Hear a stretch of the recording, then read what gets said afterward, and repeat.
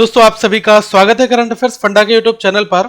और आज हम 2019 में जो अवार्ड्स दिए गए हैं उनकी हम बात करेंगे। इसके पार्ट 1 में भारत रत्न से जुड़े जो अवार्ड्स हैं उनकी बात करेंगे और इनके इंपॉर्टेंट फैक्ट्स क्या क्या हैं। आपका क्वेश्चन कहीं से भी पूछा जाएगा तो आप इस वीडियो को देखने के बाद उसका उत्तर दे पाओगे। तो वीडियो को लास्ट तक देखना, बहुत सारे फैक्ट इस वीडियो में मैंने कवर करे हैं। आपको लास्ट में 12 टॉप प्रेसिडेंट्स के बारे में बताएंगे कि ये क्या होता है और जिनको भारत रत्न दिया जाता है तो उनके लिए अगर ये 12 टॉप प्रेसिडेंट्स की क्या महत्व रहता है। तो सारी चीजें एक एक करके यहाँ पर हम लोग स्टार्ट करते हैं। सबसे पहले मैं आपको बता दूं कि जो हाईएस्ट सिविलियन अवार्ड है इसमें भारत रत्न सबसे ऊपर आता है। इसके बाद पद्म अवार्ड्स आते हैं। पद्म अवार्ड्स में जो कैटेगरी है इसमें पहले आपका पद्म विभूषण, इसके बाद में पद्म भूषण और फिर आपका आता है पद्म श्री। तो नंबर 1 पर ये है, इसके बाद में सेकंड पर पद्म विभूषण, फिर थर्ड पर पद्म भूषण और फोर्थ पर पद्म श्री आता है। ठीक है, हायरार्की वाइज अगर हम बात करें। अब यहाँ पर आपको ये देखना होगा कि जिनको भारत रत्न दिया जाता है तो क्या क्या फील्ड्स वहाँ पर होती हैं। तो ये हाईएस्ट सिविलियन जो अवार्ड है भारत का, ये दिया जाता है in the field of science, literature, arts, public service, sports. ठीक है, तो अभी जिन लोगों को दिया गया है उनकी लिस्ट तो जानेंगे ही, साथ में और भी चीज जानेंगे कि अगर किसी को भारत रत्न दिया गया है तो उसको उससे क्या क्या और भी फायदे होते हैं, क्या क्या चीजें और मिलती हैं। तो जिनको भारत रत्न दिया जाता है तो इसमें क्या है कि कोई मॉनेटरी सपोर्ट नहीं होता है। ठीक है, मतलब पैसे वगैरह की धनराशि इसमें नहीं दी जाती है, केवल एक इनको सर्टिफिकेट दिया जाता है और एक मेडल दिया जाता है जो मैंने अभी आपको स्टार्टिंग में दिखाया, पीपल की लीफ जो होती है उसके शेप का होता है। ठीक है, तो एक प्रमाण पत्र और एक पदक जो है ये दिया जाता है और बहुत सारी राज्य सरकार की ओर से इनको सुविधाएं भी दी जाती हैं। ओके, अब जैसे मैं एग्जाम्पल के तौर पर इनको बता दूं कि अगर दिल्ली की बात करी जाए तो दिल्ली में क्या है कि जो डीटीसी बसेस हैं इसमें फ्री, ओके, ये चीज़ है इसमें। और भी बहुत सारी फैसिलिटीज़ हैं जिनकी अभी हम यहाँ पर बात करेंगे। ओके, तो अभी आप यहाँ पर ये देख लें कि जो 3 लोग हैं इनको 2019 में दिया गया। तो ये वीडियो मैं 2019 तक अपडेटेड बना रहा हूँ। ठीक है, तो 2019 में ये 3 लोगों को दिया गया जिसमें नानाजी देशमुख, प्रणब मुखर्जी और भूपेन हजारिका, इन 3 लोगों के नाम हैं। अब आपको ये पता होना चाहिए कि सबसे पहली बार सर्वप्रथम भारत रत्न कौन से सन में देना स्टार्ट हुआ। तो 1954 में इसकी शुरुआत हुई थी। ठीक है, अभी और भी चीजें जानेंगे। तो ये जो 3 लोग हैं इनके बारे में बात करेंगे।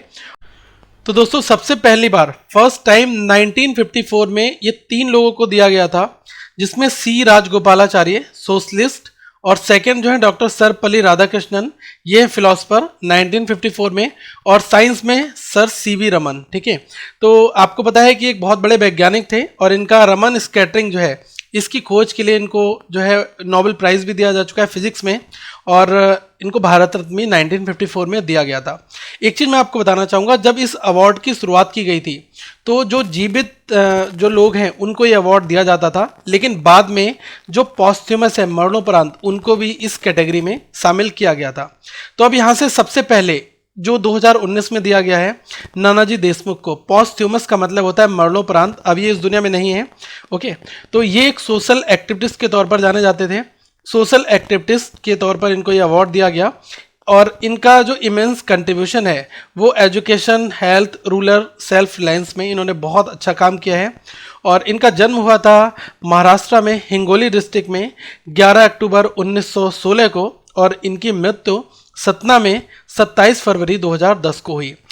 एक चीज़ और आप ये देख सकते हैं यहाँ पर, यही सेम ट्रांसलेशन आपको हिंदी में भी लिखा गया है। 11 अक्टूबर 1916 को इनका जन्म, और 1999 में इनको राज्यसभा का सदस्य बनाया गया, और उसी साल समाज सेवा के लिए इन्हें पद्म विभूषण से सम्मानित किया गया। और नानाजी देशमुख का निधन जो है 27 फरवरी 2010 को 95 वर्ष की आयु में सतना चित्रकूट में हुआ। ओके, तो ये भी चीज़ आप यहाँ से नोट करते चलें। सेकेंड, अब हम बात करते हैं प्रणब मुखर्जी जी की। ये भारत के प्रेसिडेंट के तौर पर भी रह चुके हैं और ये थे भारत के 13वें राष्ट्रपति। ओके, तो आप ये नोट कर लें, 13th प्रेसिडेंट ऑफ इंडिया, 2012 से 2017 का इनका कार्यकाल था, और इनको जो है अब जो है भारत रत्न से नवाजा जाएगा। ओके, आपको एक चीज़ और भी इंपॉर्टेंट जाननी चाहिए कि 1984 में 1984 में ये फाइनेंस मिनिस्टर, वित्त मंत्री का पद भी संभाल चुके हैं। एक चीज़ मैं आपको, बहुत ही थोड़ा टेक्निकल पॉइंट है, इसमें लिखा है कि प्रणब मुखर्जी देश के 13वें राष्ट्रपति रहे हैं। आपको ये पता होना चाहिए कि डॉक्टर राजेंद्र प्रसाद इस पोजीशन पर 2 बार रहे थे। ओके, तो ये राष्ट्रपति के तौर पर 2 बार रहे थे। तो अगर व्यक्ति की बात की जाएगी तो ये होंगे 12वें व्यक्ति, और अगर पोजीशन की हम बात करें तो ये हमारे देश के 13वें राष्ट्रपति हैं। ओके, तो ये चीज़ आप यहाँ पर थोड़ा सा नोट भी करते चले।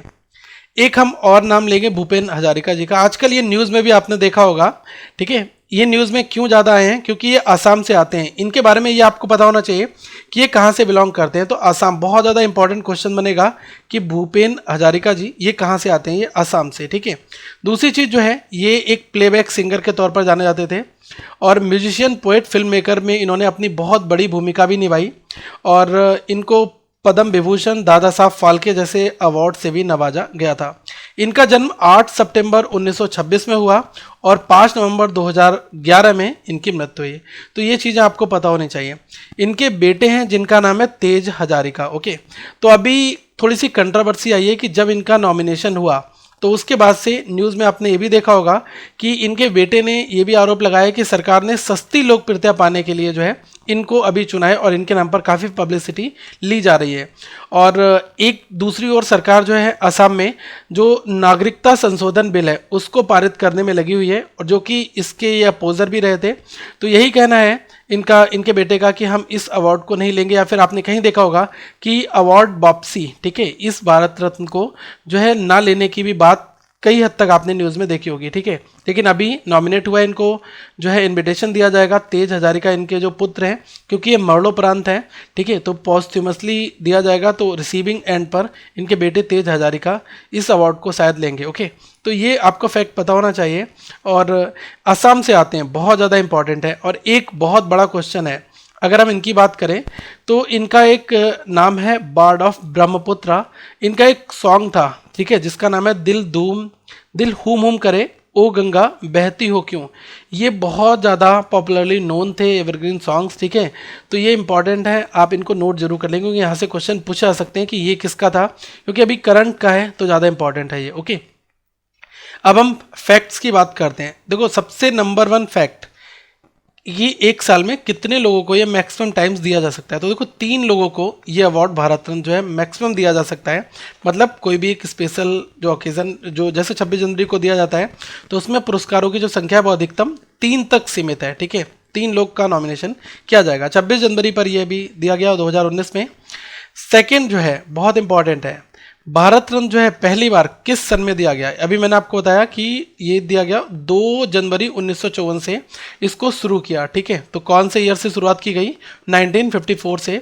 जो प्रेसिडेंट थे उस समय डॉक्टर राजेंद्र प्रसाद, उन्होंने इसको स्टार्ट किया। ओके, तो आप ये नोट कर लें कि भारत रत्न देने की जो शुरुआत है वो 2 जनवरी 1954 को तत्कालीन राष्ट्रपति उस समय डॉक्टर राजेंद्र प्रसाद ने की थी। ओके, अब फैक्ट नंबर 3 बहुत ज़्यादा इंपॉर्टेंट है।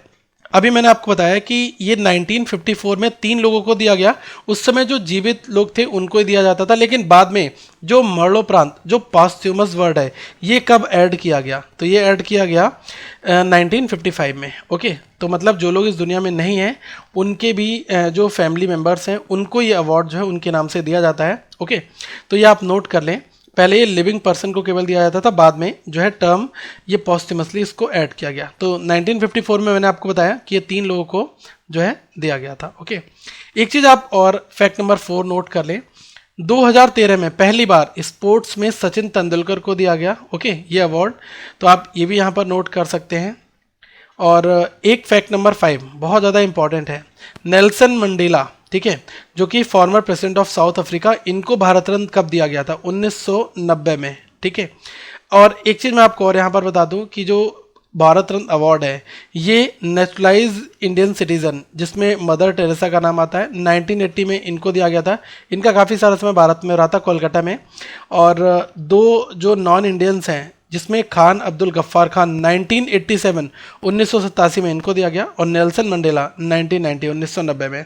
तो ये इंपॉर्टेंट चीज़ें हैं, तीनों पॉइंट जरूरी है, इनको आप एक बार देख लें। ओके, अब यहाँ पर जो वारंट ऑफ प्रेसिडेंस ये क्या होता है, तो जिनको भी भारत रत्न दिया जाता है उनको सरकार क्या है कि वारंट ऑफ प्रेसिडेंट में दगा देती है। इसका क्या मतलब हुआ कि जैसे अगर भारत सरकार का कोई एक बड़ा कार्यक्रम है तो उसमें इनको इनविटेशन दिया जाता है, और जो इनकी प्राथमिकता होती है प्रोटोकॉल में वो कैसे रहती है, अगर हम यही कहेंगे कि those who receive Bharat Ratna get place in protocol after the president, vice president, prime minister, governor, farmer vice president, deputy prime minister, chief justice of India, Lok Sabha speaker, cabinet speaker, chief minister, leader of opposition in 2 houses. ठीक है, तो मतलब जिनको भारत रत्न मिलता है उनको protocol में राष्ट्रपति, उपराष्ट्रपति, प्रधानमंत्री, ठीक है, ये हायरार्की है, इनके बाद जो है जगह मिलती है। ठीक है, तो ये इंपॉर्टेंट चीज़ है, इसको आपको यहाँ पर समझना चाहिए। ओके, अब हम अगली जो वीडियो है उसके पार्ट 2 में हम उन लोगों को जानेंगे जिनको पद्म अवार्ड्स दिए गए, उनकी कैटेगरी क्या थी, कौन सी चीज़ से वो रिलेट करते थे, और कोशिश करेंगे आप लोग जरा रिप्लाई जरूर करें कि हम थ्योरी पोर्शन में उसको कवर कर दें या फिर क्वेश्चन एंड आंसर की फॉर्मेट में कवर करें। इससे क्या होगा कि आपको पता लगेगा कि क्वेश्चन कैसे फ्रेम होगा। यहाँ पर मैंने पूरी आपको डिटेल दी और ये भी बताया कि क्वेश्चन कैसे फ्रेम होगा। अगर आपने हर एक पॉइंट को यहाँ पर रीड कर लिया और पढ़ लिया, नोट कर लिया, तो आपसे जो भी क्वेश्चन भारत रत्न से रिलेटेड पूछा जाएगा आप इसको दे पाओगे। ओके, तो अगली वीडियो में हम लोग जो है, आप चाह रहे हैं किसी थ्योरी पोर्शन में इसको कवर करें या डायरेक्टली क्वेश्चन 1 और इसका आंसर क्या आएगा, क्वेश्चन 2 इसका आंसर क्या होगा। ठीक है, तो उनको हम लोग पद्म अवार्ड्स को अगली वीडियो में कंसीडर करेंगे और भी 2019 में जितने भी अवार्ड्स होंगे सबको पार्ट 1, पार्ट 2, पार्ट 3 से हम लेकर आएंगे ताकि आपको काफ़ी अच्छे से ये सारी चीज़ें समझ में आती रहें। और जो मोस्ट इमिनेंट बहुत इंपॉर्टेंट क्वेश्चन होते हैं वो जरूर यहाँ से बनेंगे। आप इस वीडियो को जरूर पूरा देखें और लास्ट में आप कमेंट करके अपने क्वेश्चन यहाँ पर पूछ सकते हैं अगर आपको कहीं पर कोई डाउट है। तो इस वीडियो को दोस्तों शेयर जरूर करना, इस वीडियो को लाइक भी कर देना और इस चैनल को सब्सक्राइब करना, साथ में बेल आइकन को प्रेस कर लेना ताकि हर एक वीडियो का अपडेट आप सभी के पास में आता रहे, और अपने दोस्तों को इस चैनल के बारे में बताएं। और इसके लिए आपको वीडियो शेयर भी करना है। थैंक यू, आप सभी का इस वीडियो को देखने के लिए बहुत बहुत धन्यवाद। Have a good day.